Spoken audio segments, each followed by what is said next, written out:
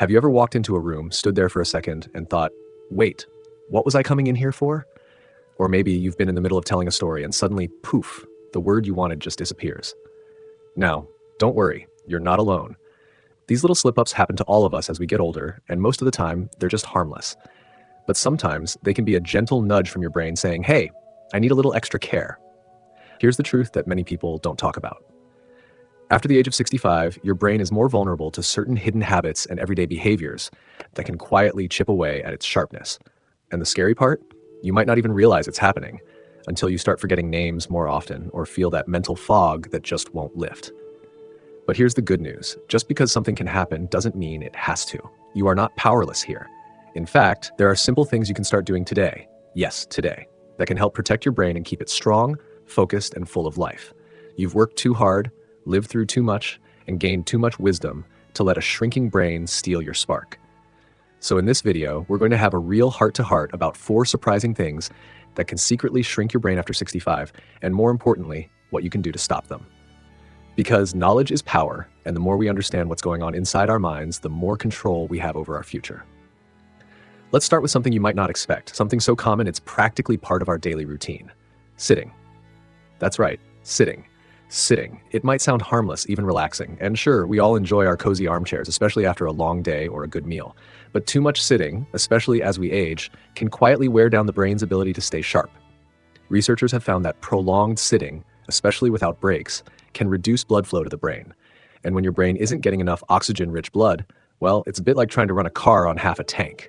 Things slow down, memory gets fuzzier, focus becomes harder. Over time, too much sitting is actually linked to changes in brain structure, especially in the areas responsible for memory. Now don't worry, you don't have to become a marathon runner. That's not what this is about. It's about gentle movement throughout your day. Every 30 minutes or so, try to get up, stretch, walk around the room, or even just march in place. If you're watching your favorite show, stand up during the commercials, watering your plants, pacing while you talk on the phone, or just strolling to the mailbox all count. Think of movement like a gentle massage for your brain. It wakes it up, refreshes it, and says, hey, I'm still here and I'm taking care of you.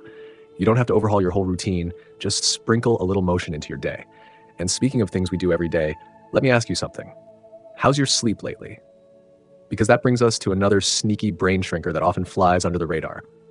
Poor sleep. It's easy to brush off a rough night as just part of aging. Maybe you find yourself waking up more often, or you just don't feel as rested in the morning as you used to. But here's something that might surprise you. Sleep isn't just rest. It's maintenance. While you're sleeping, your brain is doing a full sweep, clearing out toxins, organizing memories, and even repairing its own cells. When we don't get enough good quality sleep, that cleaning crew doesn't get the job done. Over time, this can lead to a buildup of harmful proteins in the brain, proteins that have been linked to serious memory problems and even Alzheimer's. Now, I know sleep can be tricky. Sometimes our minds just don't want to quiet down at night, but there are gentle ways to guide yourself into better sleep. Try setting a regular bedtime and wake-up time, even on weekends. Turn off screens like your phone or the TV at least an hour before bed. The blue light from screens can trick your brain into thinking it's still daytime. Instead, try reading a book, listening to calming music, or taking a warm bath before bed. Your brain will thank you. And one more thing, be careful with caffeine. It hangs around in your system longer than you think.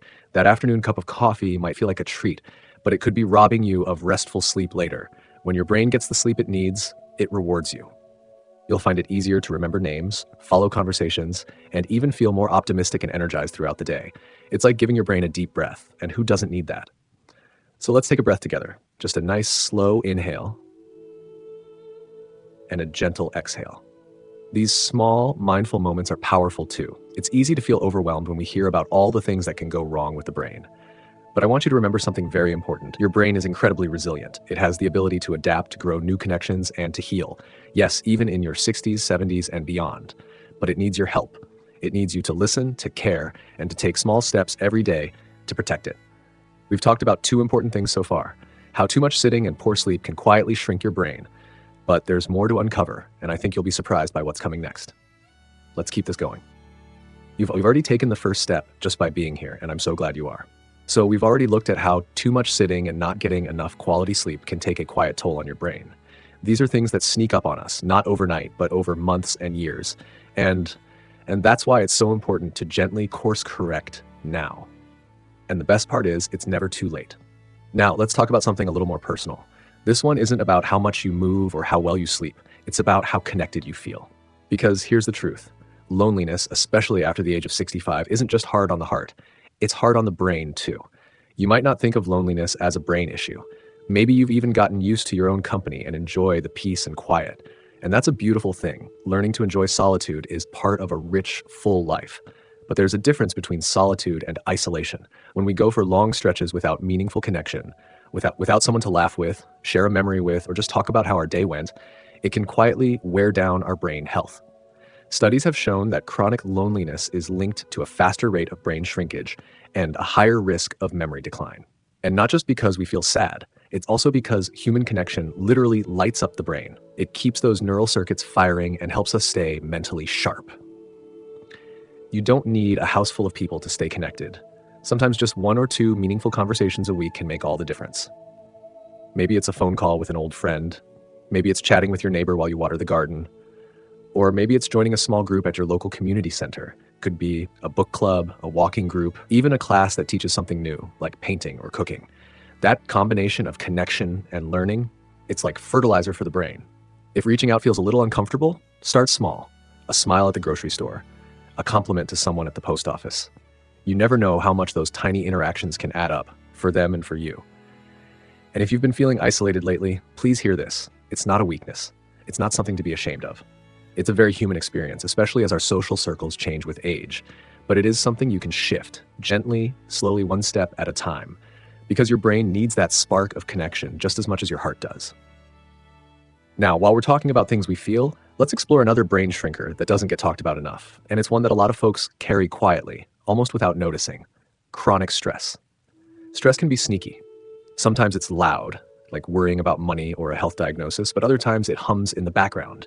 It might be the tension you feel every time the phone rings, or the way your shoulders tighten when you think about all the things that need to be done. Over time, especially if it's constant, that stress can trigger a hormone called cortisol. In small doses, cortisol isn't a bad thing, but when it stays elevated day after day, it actually starts to damage the brain. Specifically, it can shrink a part of the brain called the hippocampus. That's the area responsible for memory and learning. And when that starts to shrink, you may start forgetting where you left your keys more often, or find it harder to concentrate on a book or movie. But here's the good news, and it's very good news. The brain is not fixed in place. Just like you can strengthen your muscles by walking or lifting a light weight, you can build resilience in your brain by calming your nervous system, and you don't need fancy tools or expensive therapy to start. Just a few simple practices done consistently can make a real difference. Start by simply noticing your breath. If you're feeling tense or scattered, pause and take 3 slow, deep breaths, in through your nose and out through your mouth. Do it with me now. Inhale and exhale. Again, in and out. One more time. That right there, that's your reset button. Other great ways to ease stress include spending time in nature, listening to calming music, journaling, or even just sitting with a warm cup of tea and letting your thoughts settle. The key is to make time for stillness, even if just for a few minutes each day. And here's something that surprises a lot of people. Even gentle laughter can help lower stress hormones and protect your brain. So go ahead and watch that funny old movie you love, or share a silly story with a friend. Laughter is medicine, real biological medicine, and your brain responds to it like a gentle tune-up. What I want you to take away from this is that stress is not something to ignore or just live with. It's something you can face with compassion and curiosity. And when you do, your brain feels the shift. It becomes more adaptable, more alive, and more capable of facing whatever life brings next. It's amazing, isn't it? How something as simple as movement, rest, connection, and calm can have such a deep impact on the brain. We often look for big solutions, special pills or fancy treatments, but so often the answers are already within reach. They're in the rhythm of your day, in the way you treat yourself, in the people you reach out to, and in the thoughts you choose to hold on to or gently let go. And we're not done yet. There's still one more important piece of this puzzle, one more quiet brain shrinker that many people don't even think about, but it's there, hiding in plain sight. And once you understand it, you'll be even more prepared to protect your brain for years to come. So take a breath and know this: just by being here, just by listening, you are already caring for your brain in a powerful way. You're already making a difference.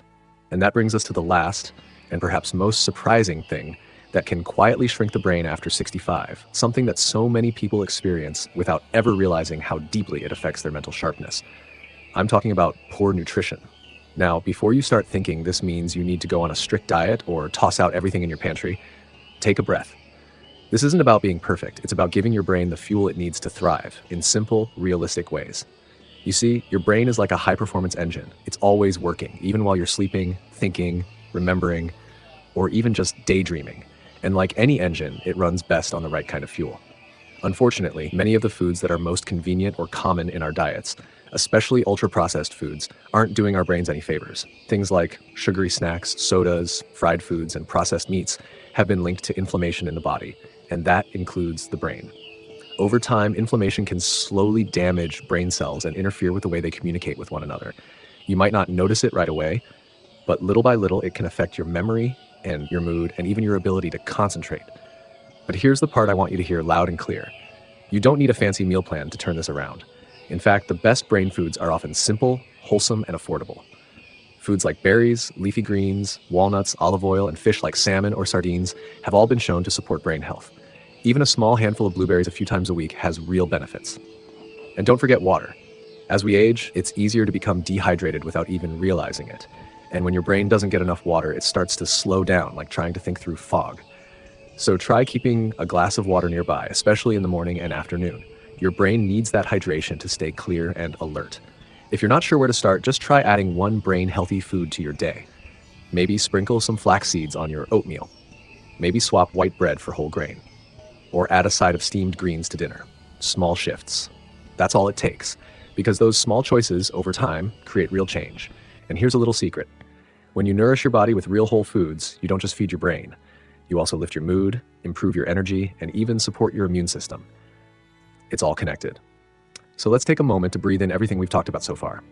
We've uncovered 4 everyday things that can quietly shrink your brain after 65: too much sitting, poor sleep, loneliness, chronic stress, and now poor nutrition. But more importantly, we've explored the simple, doable steps you can take to stop that from happening. And maybe most importantly of all, we've reminded ourselves that it's never too late to start. The brain is not a machine that simply wears out. It's a living, changing, growing part of you. Even in your 70s, 80s, and beyond, your brain can build new connections, form new memories, and stay wonderfully active. But it needs you to be on its team. So if today you stand up a little more, stretch your legs, drink a little more water, reach out to an old friend, take a few deep breaths, or choose a piece of fruit over a cookie, celebrate that. Every one of those actions is a way of telling your brain, I've got your back. And if you ever feel discouraged or unsure if it's worth the effort, remember this. You are not doing this to be perfect. You're doing this to stay sharp, independent, joyful, and present for your family, for your passions, and for yourself. Because your story isn't over. In fact, some of the best chapters may still be ahead. You've lived a life full of wisdom, laughter, lessons, and strength. Your brain has carried you through it all. Now it's time to return the favor and give it the care it truly deserves. So take this moment right now and ask yourself, what's one small thing I can do today for my brain? Maybe it's standing up and stretching. Maybe it's calling someone you love. Maybe it's just taking a few deep, gentle breaths. Start there. And if you found this video helpful, I'd love for you to share your thoughts in the comments. What's something that helps you stay sharp and feel mentally strong? You never know who might be inspired by your words. If this kind of content speaks to you, if you're looking for more simple ways to protect your health and live well after 60, go ahead and click that like button and subscribe to the channel so you don't miss any future videos. We're building a community here, a place of support, encouragement, and shared wisdom, and you're a part of it. Thank you so much for spending this time with me today. I hope you walk away feeling a little more empowered, a little more hopeful, and a lot more connected to your amazing, ever-changing, beautifully capable brain. Here's to living your best life at any age and with all the grace and strength you already have. Until next time, take good care of yourself. You're worth it.